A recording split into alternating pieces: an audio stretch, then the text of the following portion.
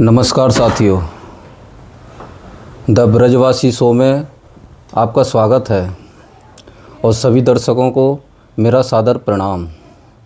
दोस्तों,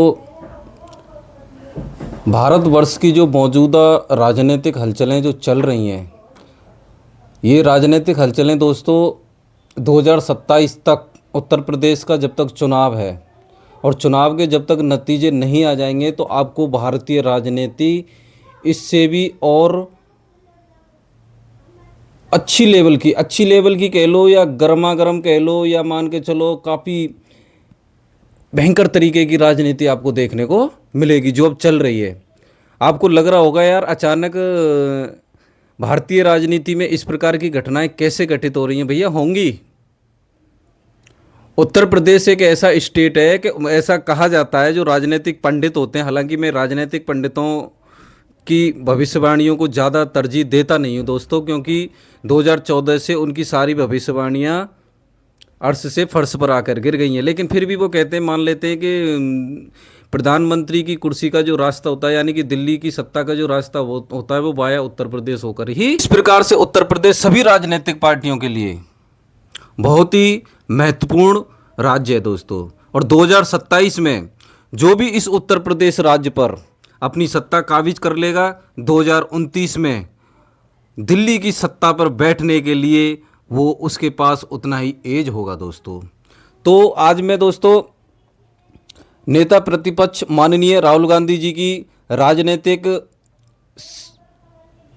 सलाहकार, उनकी राजनीतिक जो इच्छा शक्ति है और उनके राजनीतिक जो सलाहकार हैं, उनके बारे में आपसे दोस्तों थोड़ा सा विश्लेषण करना चाहता हूं। मुझे ऐसा लगता है दोस्तों, इस समय राहुल गांधी जी को एक ऐसे सलाहकार मिले हुए हैं जो सलाहकार वामपंथी हैं। आज के टाइम में राहुल गांधी जी को वामपंथी सलाहकारों ने घेर लिया है दोस्तों। कांग्रेस ऐसी नहीं थी दोस्तों। कांग्रेस बहुत पुरानी पार्टी है दोस्तों। कांग्रेस पार्टी जितना शालीनता, कांग्रेस पार्टी में जितनी नम्रता, कांग्रेस पार्टी में भाषा की मर्यादा, कांग्रेस पार्टी में आचरण क्या मर्यादा, ये सब तत्व कांग्रेस पार्टी में बड़े अरसों से पाए जाते हैं दोस्तों। कांग्रेस पार्टी गांधी की पार्टी माना जाता है, इसको गांधी की पार्टी माना जाता है। लेकिन वो अलग बात है कि कांग्रेस पार्टी की स्थापना एक अंग्रेज ने की थी दोस्तों। अपने खिलाफ ही लड़ने के लिए कांग्रेस पार्टी की स्थापना हुम, आपने नाम तो सुना होगा दोस्तों, 1885 में की थी। लेकिन फिर भी कांग्रेस ने जो राजनीति की है, कांग्रेस एक तो सबसे बड़ी कांग्रेस की राजनीति की ये रही है कि भाषा की शालीनता और भाषा की मर्यादा कांग्रेस ने हमेशा मेंटेन की है दोस्तों। लेकिन जब से राहुल गांधी जी का दौर आया है कांग्रेस पार्टी में, तब से कांग्रेस की भाषा, कांग्रेस का चाल चरित्र सब कुछ दोस्तों बदला बदला सा नजर आता है। इसका कारण बहुत सारे हैं। मैं उन कारणों की आज चर्चा नहीं करूंगा, क्योंकि मैं जिस मुद्दे को आपके बीच में लेकर आया हूं, उस मुद्दे से हम डाइवर्ट हो सकते हैं। इसलिए मैं उन कारणों की तरफ दोस्तों नहीं जाना चाहता। मैं आज राहुल गांधी जी की एक घटनाक्रम पर सिर्फ चर्चा करना चाहता हूं दोस्तों। और वो घटनाक्रम आपके लिए भी और इस देश के लिए भी बहुत इम्पोर्टेंट है दोस्तों, बहुत महत्व रखता है वो मुद्दा। इसलिए ध्यानपूर्वक सुने। और मैं कोई आपको राय बनाने के लिए नहीं कह रहा हूं दोस्तों। मैं किसी भी प्रकार की आपसे ये नहीं कह रहा हूं कि आप राय बनाएं, लेकिन मैं इतना आपसे अवश्य कहूँगा कि इस विश्लेषण को सुनने के बाद में आप किसी निष्कर्ष पर जरूर पहुँचें दोस्तों। तो राहुल गांधी जी दोस्तों 20 जुलाई को जो जंतर मंतर वाली जो भीड़ थी, वो भारत की संसद को घेरने के लिए जब चली थी, और वो जो आंदोलन चल रहा था वो इतना हिंसक हो गया दोस्तों, अराजकतावादी हो गया, उग्रवादी हो गया, उस पर दोस्तों राहुल गांधी जी स्टैंड लेकर चल रहे हैं कि एक किसी छात्र, वो छात्र कह रहे हैं, मुझे नहीं पता यार वो छात्र है या कौन है, लेकिन एक लड़के को लेकर राहुल गांधी जी, एक लड़का क्या एक युवक है, उसको लेकर राहुल गांधी जी दिल्ली में कल सारे दिन जो संसद के पास में जो थाना है वहाँ पर बैठे रहे दोस्तों 5 से 6 घंटे। पता है किस लिए? कि एफआईआर लिखो, एफआईआर लिखो, पैलेट गन क्यों चली, पैलेट गन क्यों चली, एफआईआर लिखो, एफआईआर लिखो, एफआईआर लिखो। वहाँ के जो थाना इंचार्ज से उन्हें डरा रहे हैं, धमका रहे हैं। दोस्तों आप भी जानते हैं कि एक थाना इंचार्ज, मैं हैसियत वाली शब्द यूज नहीं करूंगा दोस्तों, लेकिन एक थाना इंचार्ज के पास पावर बहुत होती है, लेकिन एक राजनीतिक दल के प्रमुख नेता हैं तो उनका भी सम्मान करना उनका बनता है दोस्तों। लेकिन क्या राहुल गांधी जी इस प्रकार की राजनीति करके अपनी पार्टी का और अपने दल का हित चाह रहे हैं? नहीं दोस्तों। राहुल गांधी जी की इन हरकतों से पूरे देश में राहुल गांधी जी की जो छवि इनके जो सलाहकार पेश करवाना चाह रहे हैं दोस्तों, वो कहीं ना कहीं राहुल गांधी जी की जो विश्वसनीयता है, जो राहुल गांधी जी का इस देश के प्रति, इस देश के लोग उनके बारे में जो राय बनाना चाहते हैं, जो इस देश के प्रति उनको एक भावी इस देश के नेता के तौर पर देखना चाहते हैं, वो विश्वास, जनता का वो भरोसा कहीं ना कहीं राहुल गांधी जी उसको कम कर रहे हैं, उसको कमज़ोर करने का प्रयास कर रहे हैं दोस्तों। अब क्यों कमज़ोर करने का प्रयास कर रहे हैं दोस्तों? इस मुद्दे को लेकर तो राहुल गांधी जी को आगे दोस्तों आना ही नहीं चाहिए था। पैलेट गन वाले मुद्दे को लेकर क्यों नहीं आना चाहिए था? अब सुनिए आप ध्यान से दोस्तों, मैं आपको इसकी सच्चाई बताता हूँ। जंतर मंतर पर लगभग 1 महीने के आसपास दोस्तों ये जो लड़के आए थे, विदेश से आए थे, विदेश से आकर इन्होंने 2 दिन के अंदर दोस्तों इंस्टा पर इन्होंने 22 मिलियन फॉलोअर इनके बनवाए गए। इसमें जो मेटा का हेड है मार्क जकरबर्ग, उसने भी स्वीकार किया है कि पैसे दिए गए थे डीप स्टेट की तरफ से इस चेहरे को चर्चित बनाने के लिए, पॉपुलर बनाने के लिए। तो वो आता है दोस्तों, दिल्ली सरकार उसको वहीं एयरपोर्ट पे ही परमिशन दे देती है, जंतर मंतर पर इसको बिठा दिया जाता है। सोनम वांगचुक भी आ जाते हैं। आपको भी पता है इस देश के बॉलीवुड या जितने भी समाज सेवा एनजीओ से जुड़े हुए लोग, यानी कि जिन लोगों की 2014 के बाद में आपने किसी स्टेटमेंट में राष्ट्रवाद की कोई भी भाषा या कोई भी भाषण नहीं चुना होगा, वो गैर राष्ट्रवादी लोग आपको इनके मंचों पर मिले और वहाँ पर प्रभु श्री राम को, माता सीता को, सनातन धर्म को, प्रधानमंत्री जी को, इस देश की संवैधानिक संस्थाओं को जिस हिसाब से गाली दी गई, फिर भी दोस्तों दिल्ली पुलिस ने इनको सुरक्षा दी। दिल्ली पुलिस के किसी भी व्यक्ति ने, पैलेट गन की तो बात छोड़िए, इनको किसी ने डंडा से छुआ भी नहीं दोस्तों। लेकिन जब मानसून सत्र शुरू होने वाला था 20 जुलाई को, तो 20 जुलाई को इन लोगों ने पूरे भारत देश से कॉल कर करके वहाँ पर भीड़ इकट्ठी की दोस्तों। छात्र उसमें बिल्कुल 5% भी नीट का छात्र नहीं होंगे दोस्तों।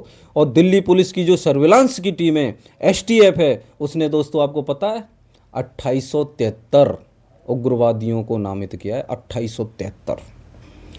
इन लोगों का पूरा इरादा था दोस्तों, क्योंकि देखो संसद में घुस जाना, संसद को जला देना। एक तो आपने वाइट बिल्कुल स्पष्ट तौर पर सुनी होगी कि संसद को उखाड़ फेंकना है, और संसद को ना सिर्फ उखाड़ फेंकना है और इस देश को नेपाल और बांग्लादेश और श्रीलंका बनाना है दोस्तों।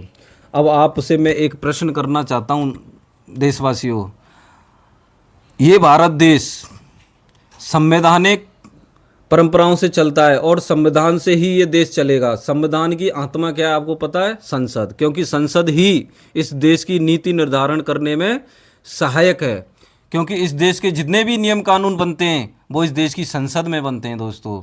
और संसद की रक्षा करना, संसद के जितने भी सुरक्षाकर्मी है, चाहे वो दिल्ली पुलिस हो, आरएएफ हो, सीआईएसएफ हो, एनएसजी हो, जो भी संसद की सुरक्षा में लगा हुआ है, उस व्यक्ति का ये परम कर्तव्य है कि वो संसद और संसद में रहने वाले हमारे माननीय सांसद, चाहे वो पक्ष के हों चाहे विपक्ष के हों, वहाँ काम करने वाले कर्मचारी की रक्षा करना उनका परम कर्तव्य है दोस्तों।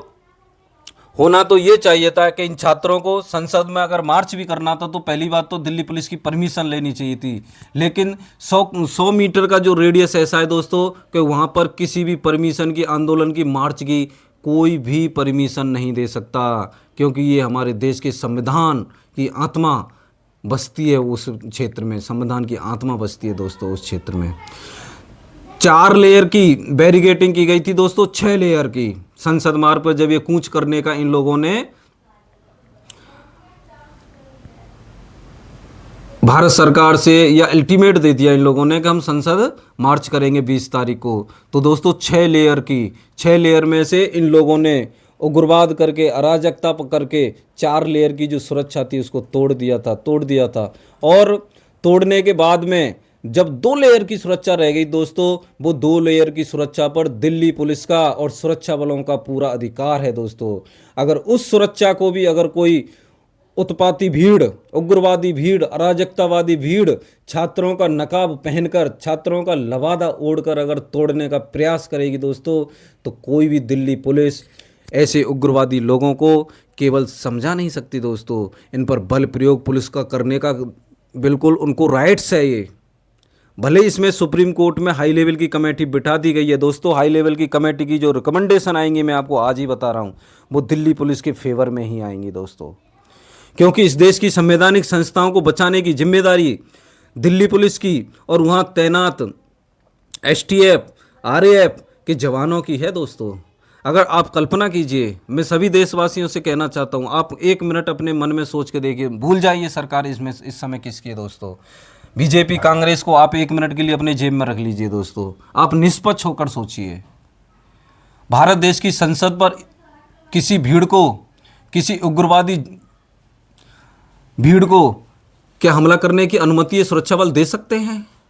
कल को आप सपोज करिए कि ये भीड़ संसद भवन में घुस जाती, वहाँ तोड़फोड़ कर देती, आगजनी कर जाती, क्या तस्वीरें विदेशों में जाती हैं हमारे देश की? नहीं, ऐसा बिल्कुल नहीं होगा।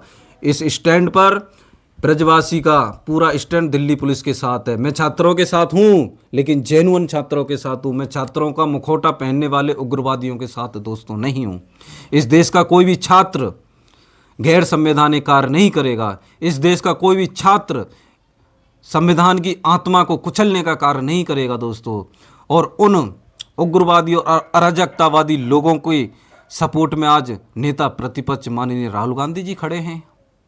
और दोस्तों हैरानी की बात सुन लीजिए, आपको मैं पैलेट गन की बात बताना चाह रहा हूँ। पैलेट गन चलाने पर ये एफआईआर लिखवा रहे हैं जिन व्यक्तियों ने पैलेट गन चलाई।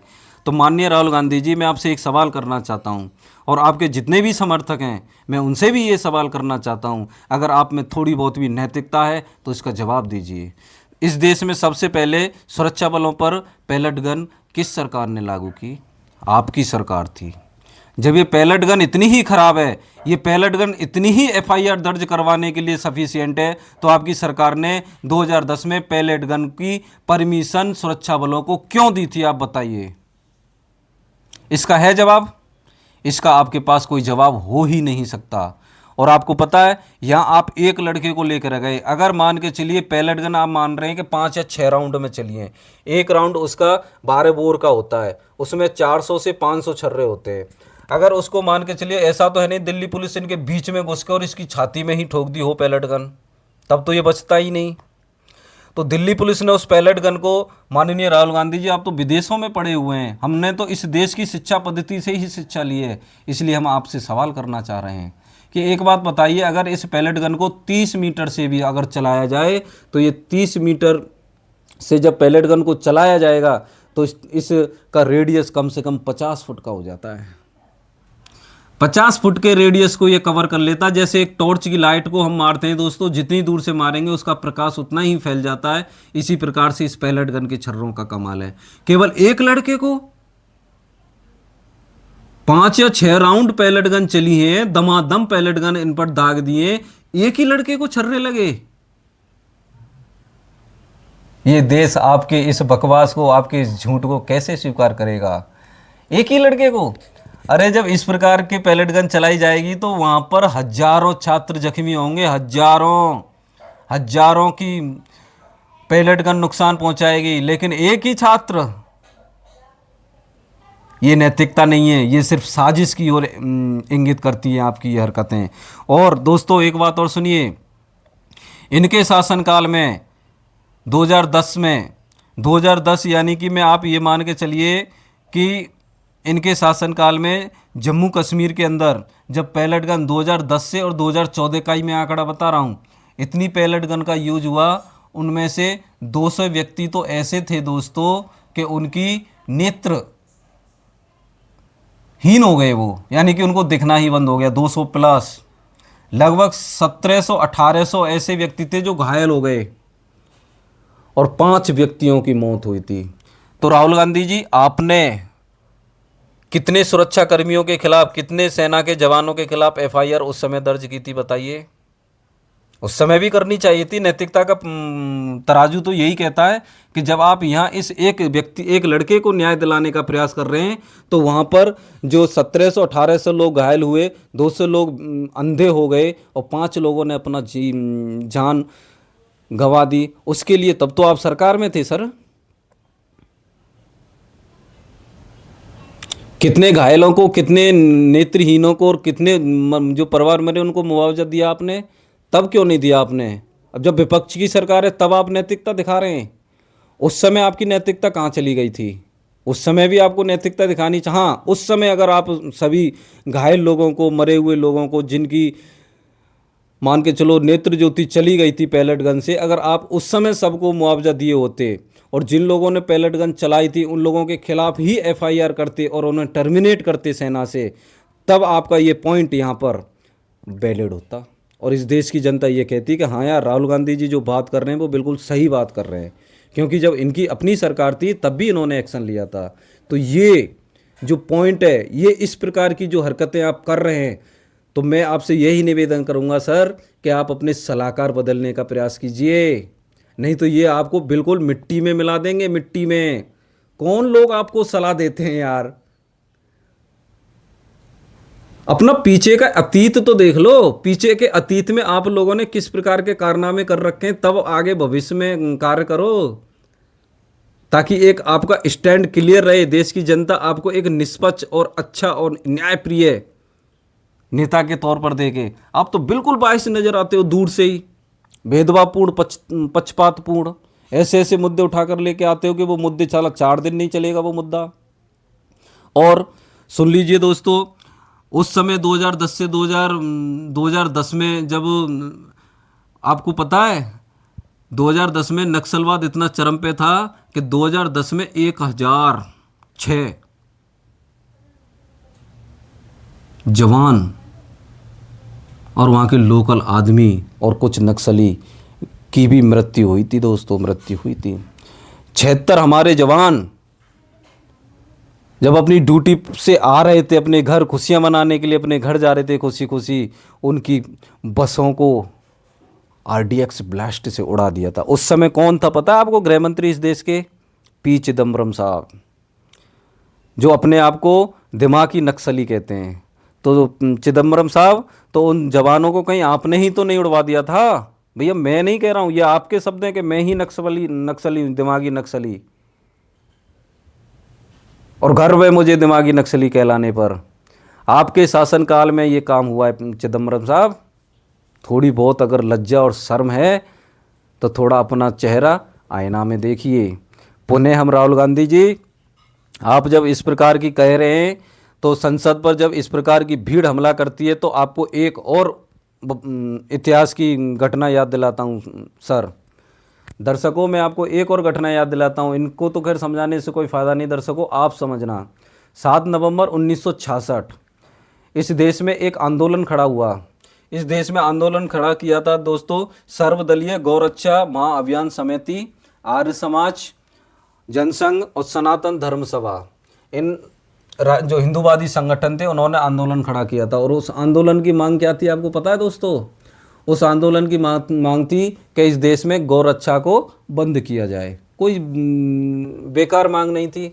अगर चाहती तो माननीय प्रधानमंत्री जी इंदिरा गांधी जी 2 मिनट में आदेश पारित कर देती, लेकिन उन्होंने नहीं किया। उन साधु संतों पर जैसे ही ये लड़के वहां मार्च करना चाह रहे थे, ऐसे ही वो साधु संत वहां मार्च करना चाह रहे थे, गोलियां चलवा दी थी इंदिरा गांधी जी ने, गोलियां। कुछ मीडिया रिपोर्ट्सों से ये खबरें आती हैं कि सैकड़ों से ज्यादा साधु वहां पर मारे गए थे, सैकड़ों से अधिक, संख्या कोई उसकी फिक्स नहीं है। आप पैलेट गन की बात कर रहे हैं कि दिल्ली पुलिस ने पैलेट गन क्यों चलाई? अरे सर, आपकी दादी जी ने तो गोलियां चलवाई, पैलेट गन की बात छोड़िए।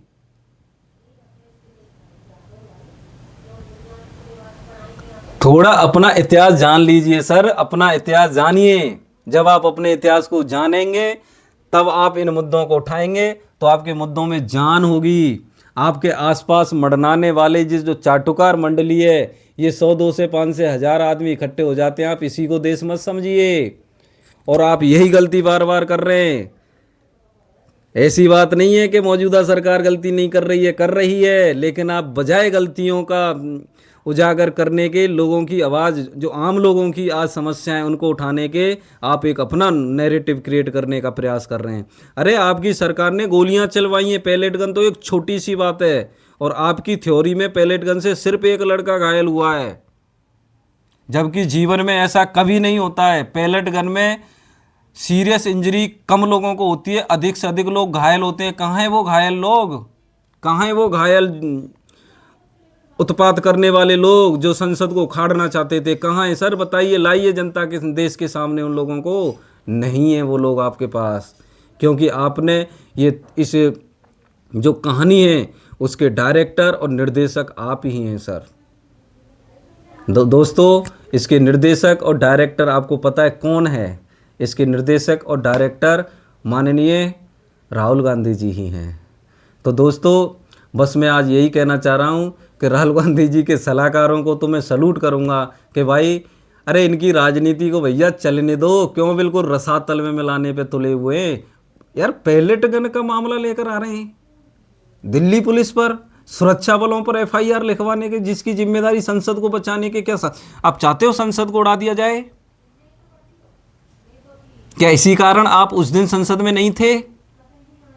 आप चाहते थे संसद में जो भी लोग वहां थे सबको ये भीड़ जिंदा जला देती, और पुलिस वहां पे चुपचाप खड़ी देख के तमाशा देखती, और पुलिस इनको अपनी बंदूक भी दे देती, लो भाई शांति के दूतों, ये बंदूक भी लो, भून डालो सभी नेताओं को, और इन नेताओं में से बीजेपी वालों को भून डालो, विपक्ष वालों को सेव कर लो। ये चाहते थे आप?